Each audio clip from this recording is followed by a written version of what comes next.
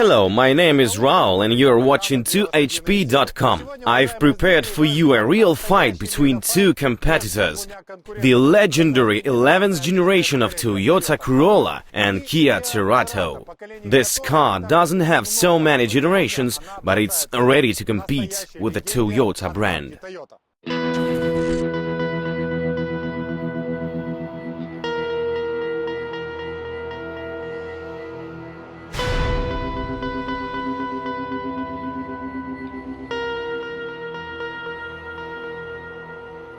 If we're talking about the car design, then one of the previous tests is coming to my mind when we have compared Toyota RAV4 and Kia Sportage. The main benefits of Cerato is an emotionality and expression. Willing to take on the global market, it's very important to have your individual face, what Cerato actually does.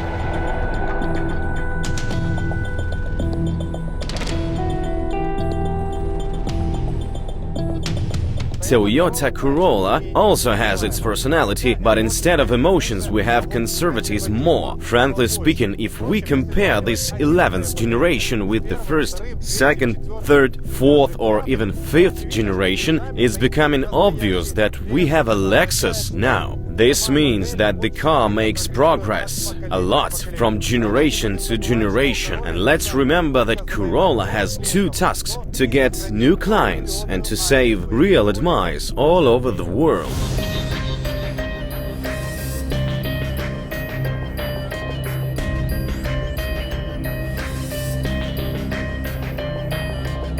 So, trunks will join the battle first.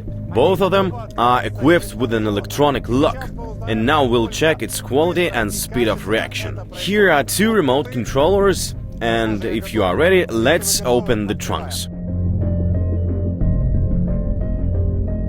You've seen everything by your own. Toyota's trunk has opened very quickly, as a real samurai. What's about Kia Cerato? The trunk is open, yes, but it was a little bit slow, and to open it fully, you'll need your arms. Competitors have different trunk volumes. Corolla 452 liters, Cerato 482, so the Korean guys propose you 30 liters bigger trunk, so you might choose what's more important for you, the trunk size or a free space at the back seats, like in Toyota Corolla.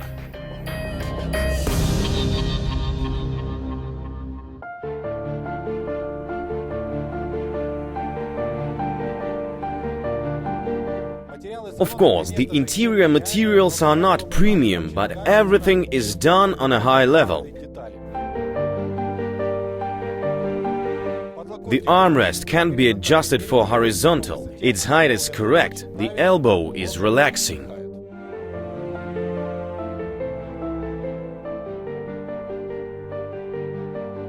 The center console, it looks so flat, like a case, and I don't like it at all. But all the needed buttons are here. Definitely, the main benefit of Toyota is this quite big color monitor with a touch screen and a rear view camera. Unfortunately, in this grade we don't have the navigation system, but of course you are able to buy it additionally.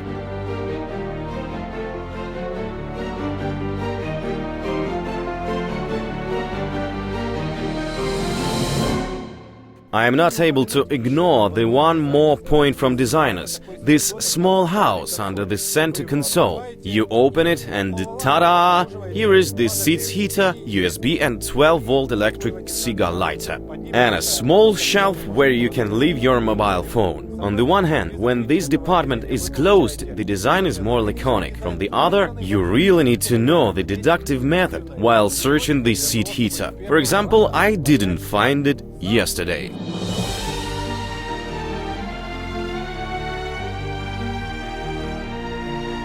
Even at that time when Toyota Corolla was really a small car, its interior was always roomy. The 11th generation of Corolla gives us not a small car. That's why at the backseat we have even more free space than in some cars of higher classes.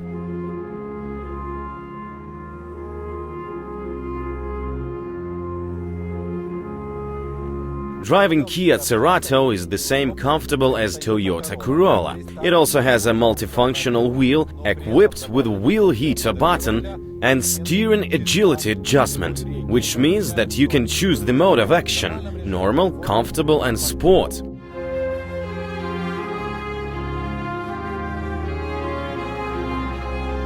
In the case of a car interior and the central console, everything looks elegant and have something in common with car exterior, and I like it.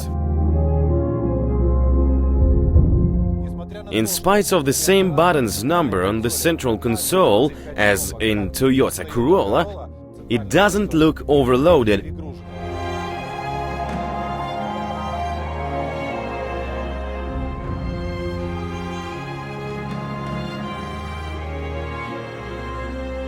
Here we also have the color monitor with a touch screen, but much smaller than in Toyota.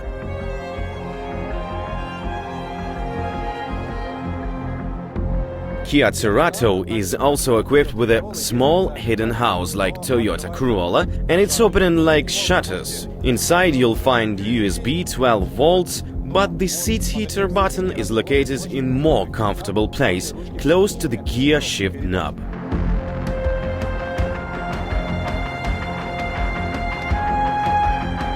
The armrest also can't be adjusted for horizontal, and its height is less suitable than in Toyota Corolla.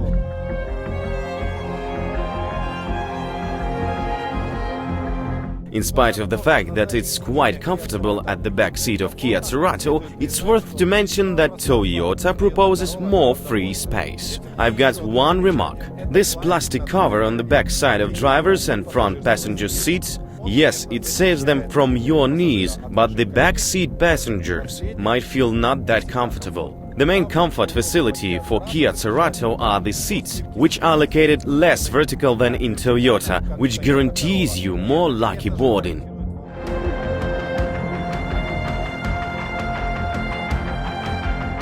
Due to graphics point, the trip computers of both cars look more than awful, but support the driver with all the needed information.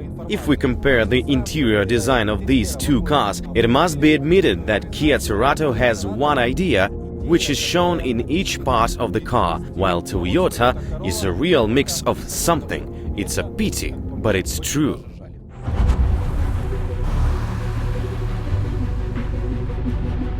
On the road, car looks sporty and dynamic enough. At the same time, it's very maneuverable.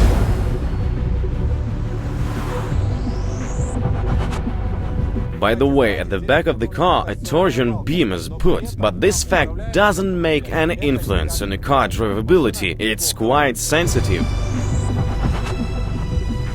Of course, on a bad road topping, you'll feel a light sonic discomfort. Exactly those vacuum noise that I don't like in modern cars. The sound insulation of Kia Cerato is quite good, but worse than in Toyota Corolla. Compared with Toyota, Kia is not cranky in turns. Pedal shifter is also here. Nevertheless, Corolla even has a start button, but it's just a marketing trick, as both cars are not presented to be a sportive car of a century.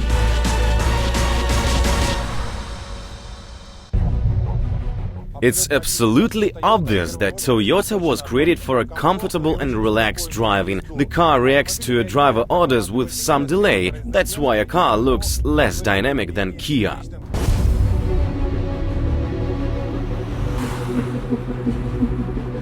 In turns, Toyota is more cranky, but it doesn't mean that it has worse drivability. At least, I hope so.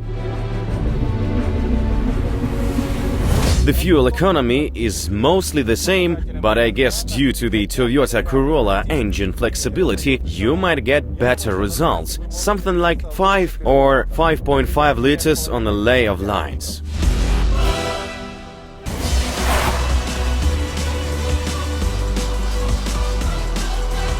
Thanks to its size and settings variety, Toyota Corolla is more smooth than Kia Cerato, which is willing to be extreme and dynamic.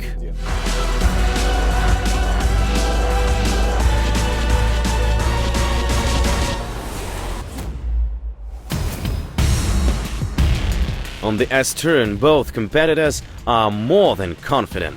But Toyota is more cranky and Cerato has more rigid suspension. And it's obvious that Toyota gives you comfortable and a calm drive, while Cerato is trying to be sportive. That's why it's a little faster than Toyota.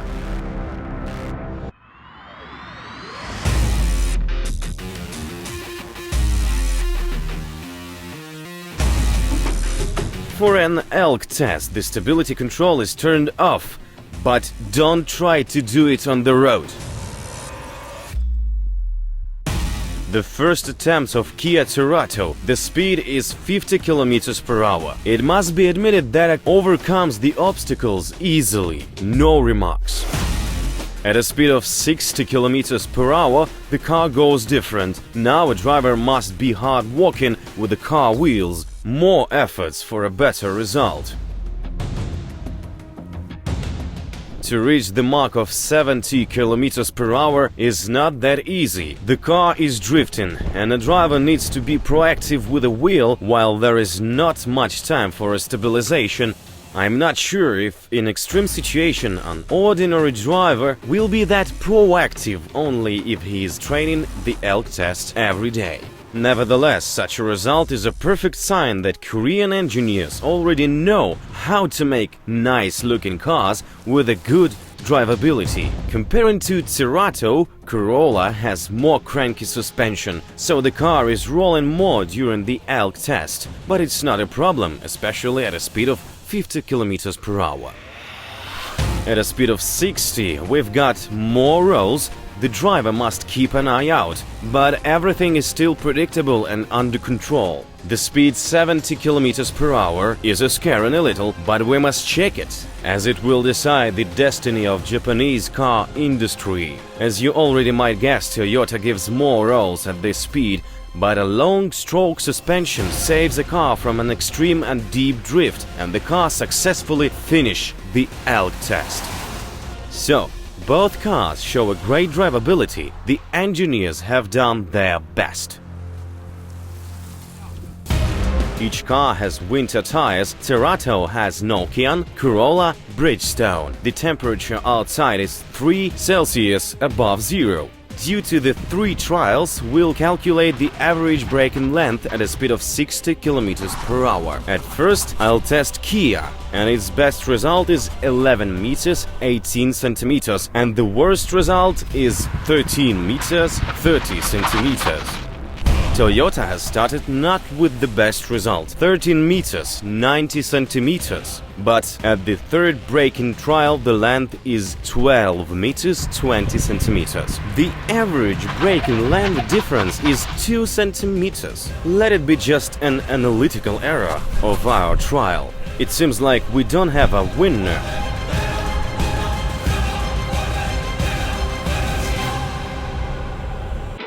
Due to Kia Cerato passport data, the driver needs 11.6 seconds to reach a speed of 100 km per hour, while accelerating a car behaves frisky and dynamically at least at the third speed. The drift box shows us the same result like mentioned in the car passport, 11.6 seconds.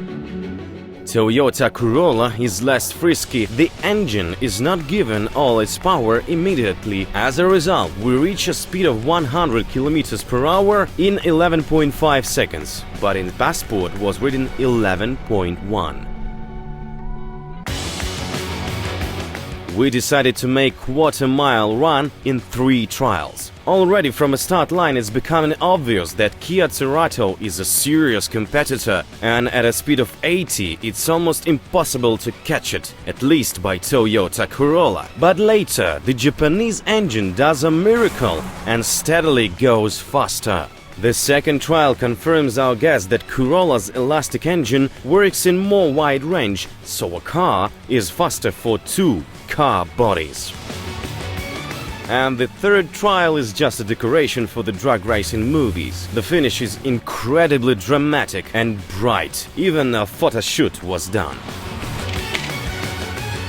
Frankly speaking, I've just missed the Corolla start. You know, sometimes it happens. I hope you've liked this comparative test drive and got a useful information from it. Subscribe to my channel. Don't forget to press share button, because as more subscribes we have, as more test drives you get. You were watching 2HP and I, Raul, was with you. See ya!